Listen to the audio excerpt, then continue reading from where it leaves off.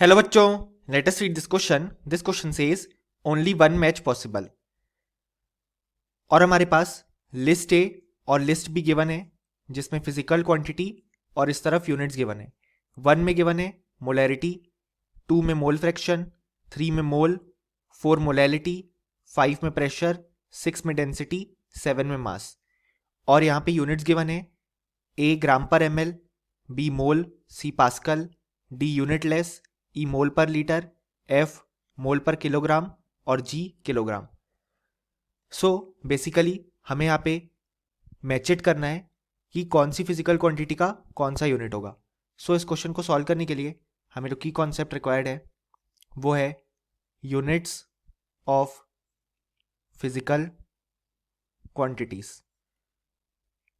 अब यहाँ पे अगर हम देखें तो सबसे पहले हम बात करते हैं लिस्ट ए के फर्स्ट वाले पार्ट की, यानी कि मोलैरिटी. तो मोलैरिटी हम जानते हैं, हम लिख सकते हैं कि मोलैरिटी होती है number of moles of solute जो कि प्रेजेंट होते हैं एक सॉल्यूशन में जिसका वॉल्यूम हम लीटर में लेते हैं. तो यहाँ पे अगर हम मोलैरिटी की यूनिट लिखना चाहें तो वो आ जाएगी हमारे पास मोल्स के लिए मोल और यहाँ पे वॉल्यूम के लिए लीटर. तो लीटर की पावर -1 यानी कि मोल पर लीटर आ गई यूनिट फॉर मोलैरिटी. सो 1 के लिए जो हमारे पास करेक्ट मैचेट हो जाएगा वो हो जाएगा ई, जो कि हम यहाँ पे देख सकते हैं. अब अगर हम यहाँ पे हमारा सेकेंड क्वांटिटी देखें तो वो है मोल फ्रैक्शन. अब यहाँ पे मोल फ्रैक्शन हम जानते हैं, जैसे फॉर एग्जांपल हमारे पास सॉल्यूट गिवन है ए और सॉल्वेंट गिवन है बी. सो यहाँ पे जो सॉल्यूट है वो है ए और सॉल्वेंट है वो है बी. तो यहाँ पे अगर हम मोल फ्रैक्शन ऑफ सॉल्यूट लिखना चाहें यानी कि एक्स ए, तो वो हो जाएगा number of moles of solute जो कि प्रेजेंट है upon number of moles of solute यानी कि A plus number of moles of solvent यानी कि बी. तो हम देख सकते हैं कि अगर हम इसकी यूनिट फाइंड आउट करने जाएं तो उसकी जो यूनिट है वो यूनिटलेस आएगी. ऐसा इसलिए क्योंकि यहाँ पे ऊपर भी क्वांटिटी जो प्रेजेंट है वो है मोल्स और नीचे भी जो क्वांटिटी प्रेजेंट है वो है मोल्स. तो अगर हम यूनिट फाइंड आउट करने जाए तो इसकी कोई भी यूनिट प्रेजेंट नहीं होगी. यानी कि अगर हम हमारा क्वेश्चन देखें तो मोल फ्रैक्शन के लिए हमारे पास जो करेक्ट मैचेट हो जाएगा वो हो जाएगा डी यूनिटलेस.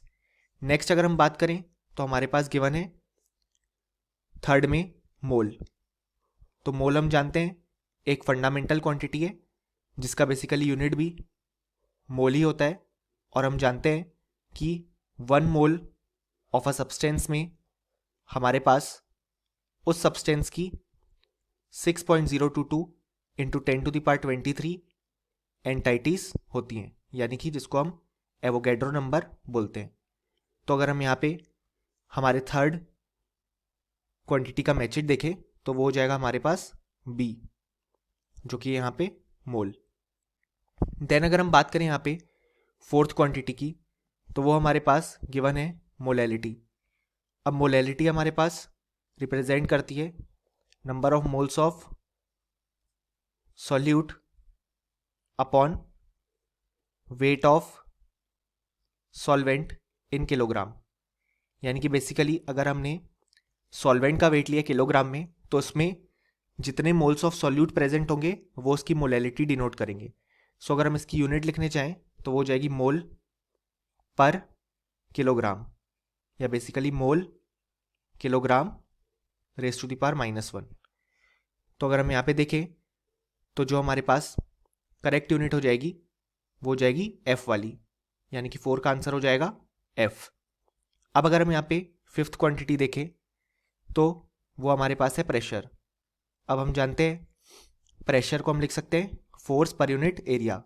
तो हम जानते हैं फोर्स की स्टैंडर्ड यूनिट होती है न्यूटन और एरिया की मीटर स्क्वायर.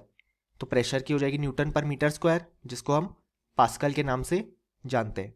तो ये उसकी हो गई एसआई यूनिट. सो अगर हम देखें तो प्रेशर के लिए करेक्ट आंसर हो जाएगा हमारे पास पार्ट सी. देन अगर हम देखें सिक्स्थ में हमारे पास गिवन है डेंसिटी. तो यहाँ पे डेंसिटी को हम लिख सकते हैं मास अपॉन वॉल्यूम. अब हम जानते हैं मास की यूनिट हमारे पास होती है किलोग्राम और वॉल्यूम की स्टैंडर्ड यूनिट होती है किलोग्राम पर मीटर क्यूब, लेकिन ये स्टैंडर्ड यूनिट है। अब अगर हम यहाँ पे हमारे पास जो ऑप्शन गिवन है तो उससे अगर हम देखें तो हम डेंसिटी की यूनिट लिख सकते हैं ग्राम पर ml, क्योंकि हम जानते हैं ग्राम जो है वो भी एक मास की यूनिट है और ml जो है वो भी वॉल्यूम की यूनिट है। तो ये हमें डेंसिटी की यूनिट शो कर रहा है, इसको हम ग्राम ml⁻⁻1 भी लिख सकते हैं। सो अगर हम देखें तो यहाँ पे 6 के लिए जो करेक्ट ऑप्शन हो जाएगा वो जाएगा ऑप्शन ए, जो कि है ग्राम पर ml। लास्ट में हमारे पास गिवन है मास। सो हम जानते हैं मास की जो स्टैंडर्ड यूनिट होती है वो होती है हमारे पास किलोग्राम, जिसको हम केजी से डिनोट करते हैं। सो 7 के लिए हमारे पास जो करेक्ट पार्ट हो जाएगा वो हो जाएगा जी। सो इस तरीके से हमने सारे मैचेट के लिए उनका करेक्ट आंसर लिख लिया। सो ये था हमारा final answer. Hope you understood it well. Best of luck.